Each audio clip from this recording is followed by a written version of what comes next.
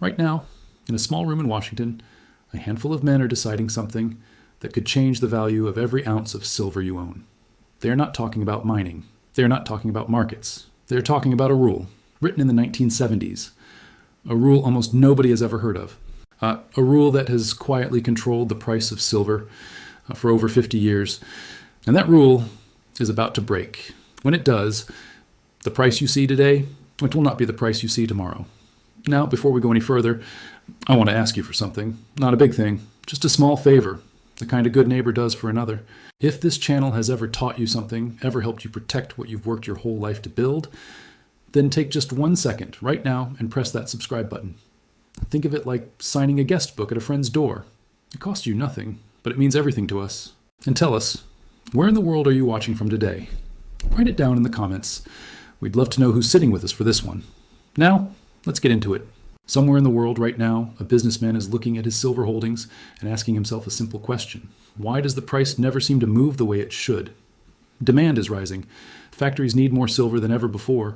Investors want more silver than ever before. Governments are even talking about silver as a matter of national importance. And yet, the price on the screen barely reacts. It moves a little, then it settles back down, as if something invisible is holding it in place. This is the paradox that very few people understand. Silver is not just another metal. It is used in solar panels, in electronics, in medicine, and in nearly every piece of modern technology people touch every day. Its demand is not slowing down, it is speeding up. And still, the price behaves as if none of this is happening. Something does not add up. And when something does not add up in a market this large, it usually means the truth is hidden somewhere beneath the surface. That hidden truth has a location. It is not a company, it is not a country, it is a narrow strip of land no more than 150 miles wide, centered around one city. Almost every institution allowed to hold, store, and deliver silver and gold for the official futures markets must sit inside this small zone. Anyone outside of it, no matter how large, how trusted, or how capable, is simply not allowed to take part. It does not matter if a company has the best security in the country. It does not matter if a company is closer to the mines, closer to the refineries, or closer to the customers who actually want the metal. If it is outside this narrow circle, it is shut out completely. This might sound like a small technical detail. It is not. It is one of the most important weaknesses in the entire precious metal system, and almost nobody outside the industry knows it exists. When only a small handful of institutions, all sitting in the same small area, control access to something as valuable as silver, that is not just inconvenient. That is a risk. A flood, a storm, a cyber attack, or even a simple technical failure in that one small area could disrupt access to silver for the entire country. This is not a business problem anymore. It becomes a national security problem. For decades, almost nobody questioned this system. It was built at a time when paperwork had to be signed by hand and carried across a city. That world no longer exists. Technology has changed everything else in finance. Yet this piece of the system has remained frozen in time, protected by rules nobody bothered to update. And because nobody updated it, a small group of powerful institutions have enjoyed something close to a monopoly, deciding who gets access to silver and who does not. This is the quiet fracture sitting underneath the entire market. It is not visible on any price chart. It does not show up in the daily news. But those who understand how markets truly work know that when a system built on artificial limits finally breaks, prices do not move slowly. They move suddenly and often violently because years of pressure are released all at once. And now, for the first time in half a century, that pressure is finally being challenged. A coalition of businesses across the entire precious metals industry, from miners to refiners to dealers, has come together with one shared goal. They want this narrow, outdated system opened up. They want the walls taken down. If they succeed, the artificial limits holding back silver's true value could disappear, and the metal could finally trade the way real supply and demand say it should.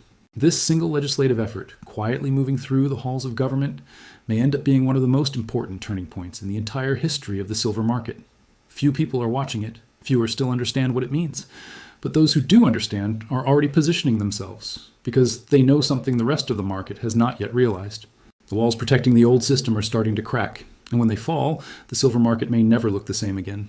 To understand why silver behaves the way it does today, one must go back to a decision made decades ago, long before smartphones, long before the internet, long before anyone imagined that gold and silver could be traded electronically in seconds. Back then, ownership of metal was proven with paper. A person did not simply click a button to buy silver.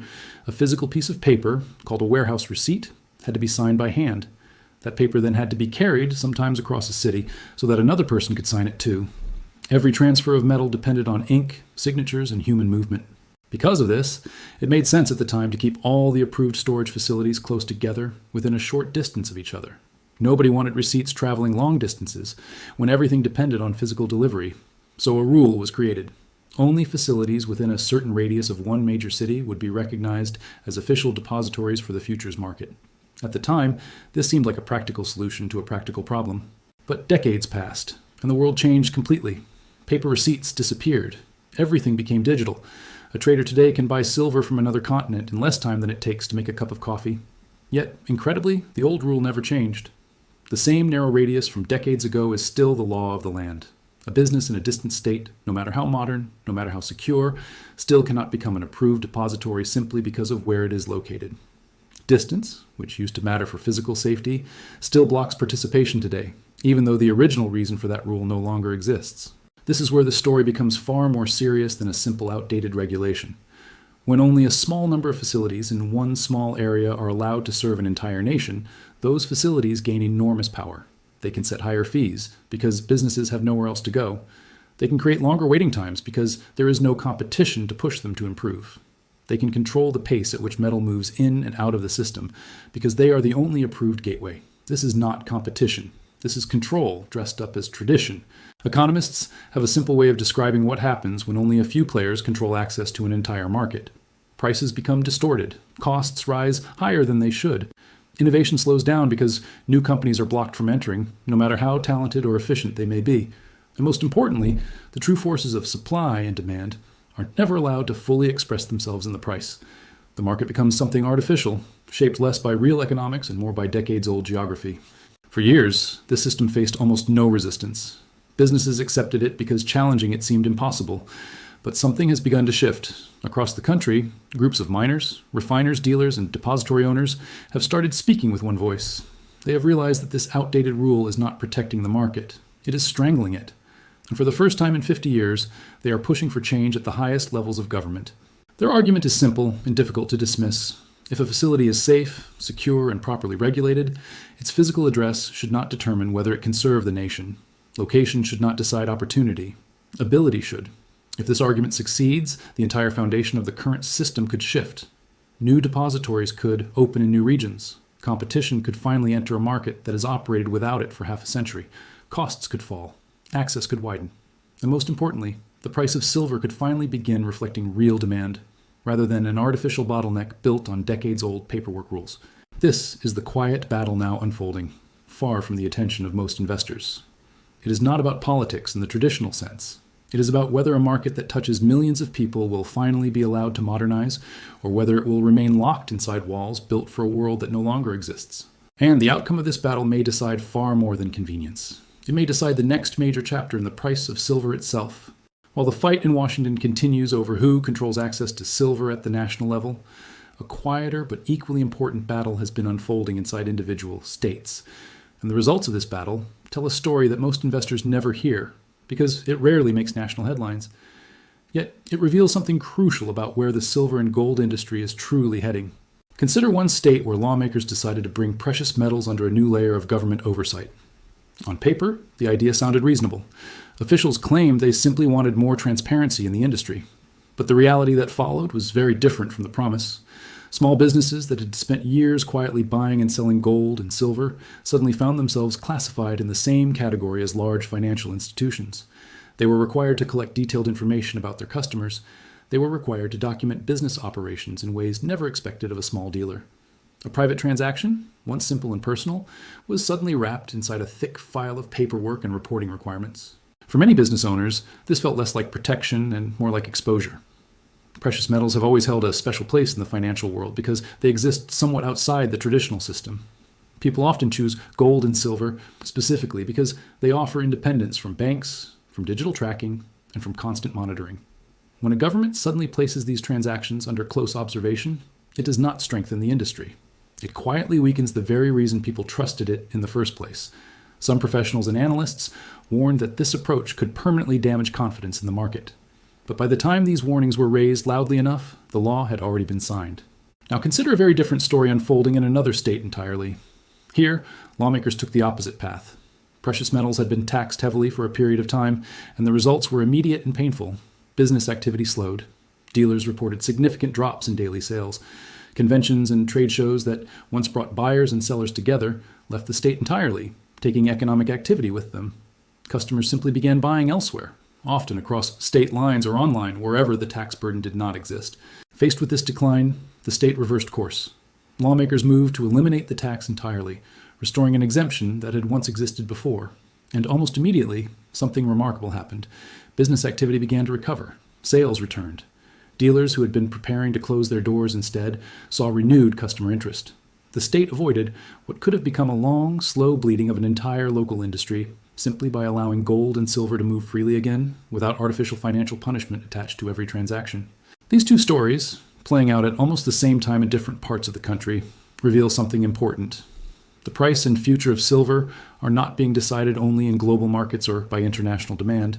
They are also being shaped quietly and steadily inside state capitals through decisions that most silver investors will never read about in financial news. One state can strengthen an entire industry with a single policy change. Another state can weaken it just as quickly, sometimes without even realizing the damage until it is already done. For those paying close attention, this state-level battlefield offers an early warning system. It shows where the industry is being welcomed and where it is being pushed away. It shows which regions may become future centers of growth for gold and silver businesses, and which regions may see their local industry shrink under the weight of poorly designed regulation. The average investor watching only the daily price chart will never see this pattern forming. But those who understand how policy shapes markets know that these small, local decisions are often the earliest signals of much larger changes still to come. The battlefield may be quiet, but its outcome will not stay quiet for long. At this moment, three separate forces are moving at the same time, and very few people have noticed that they are connected. Each one, on its own, might seem like a small story, but when placed together, they form a pattern that serious investors cannot afford to ignore. The first force is the slow collapse of an outdated national system. For 50 years, the ability to store and deliver silver has been locked inside a narrow area, controlled by a small number of powerful institutions.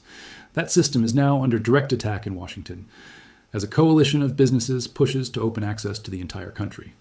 If this effort succeeds, competition will finally enter a market that has operated without it for decades. The second force is the uneven, unpredictable behavior of individual states. Some states are tightening control over precious metals, adding heavy paperwork and monitoring that pushes business away. Other states are removing old taxes and welcoming the industry back, watching their local markets recover almost overnight. This creates a shifting map of opportunity and risk, one that changes every year depending on which lawmakers hold power and what decisions they make. The third force is the steady, undeniable rise in real-world demand. Silver is no longer just a symbol of wealth or a topic for coin collectors. It is now essential to solar energy, medical technology, and modern electronics. Every year, industries need more of it, not less. This demand does not depend on politics. It depends on the direction of technology itself, and that direction is not slowing down. When these three forces are examined separately, they may look like isolated news stories, but when they are placed side by side, a different picture appears. An outdated national system is beginning to break apart. State governments are creating sudden shifts in where the industry can safely operate, and real demand for the metal itself continues climbing, regardless of what happens in any single state or in Congress. This kind of convergence, where structural weakness, political change, and rising demand all arrive at the same time, does not happen often in commodity markets. When it does happen, the result is rarely a slow, predictable increase in price. Instead, it tends to produce a sudden repricing, where the market corrects years of built-up pressure in a much shorter period of time than most people expect. Yet almost none of this is being discussed where most people get their financial information. Daily news coverage focuses on short-term price charts, small percentage moves, and simple headlines. The deeper story, the one involving outdated infrastructure, shifting state laws, and accelerating global demand, remains almost invisible to the average person. This gap between what is actually happening and what the public understands is exactly where the greatest risk and the greatest opportunity tends to form. Time is the final factor in this story, and it may be the most important one. Legislative decisions in Washington are moving toward resolution. State laws continue changing year by year. Industrial demand keeps climbing without pause. The space between quiet positioning and public realization is narrowing, and once the wider public understands what has been happening beneath the surface, the moment for early action will have already passed. What comes next depends on choices already being made right now, in rooms far from public attention, and those choices are about to reveal something that very few people are prepared for.